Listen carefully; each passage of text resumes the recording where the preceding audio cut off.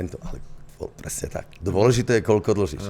No, môžeš mať miliardu majetku, ale keď dlžíš 1,5 miliardy, tak si v čistom si minus 500. Koľko dlžíš?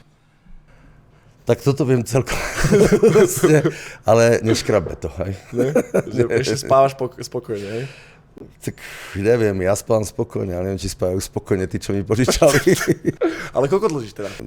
Je to v desiatkách miliónov, čo dlžím. Vysvetliť tomu divákovi, prečo je to OK takto dlžať. Keď si požičiaš peniaze, tak teoreticky musíš ten majetok mať taký, a väčšinou kto ti požičiava, tak si to ako kontroluje, či máš majetok hodný toho, aby keby nastal problém, že ti to vedia zobrať a vedia si to vrátiť, tí veritelia. Ale veľmi podstatné je, že či dokážeš ten dlh splácať. To znamená, že zarábaš viac a viac, tak veritelia, tí, čo ti požičajú, ti veria.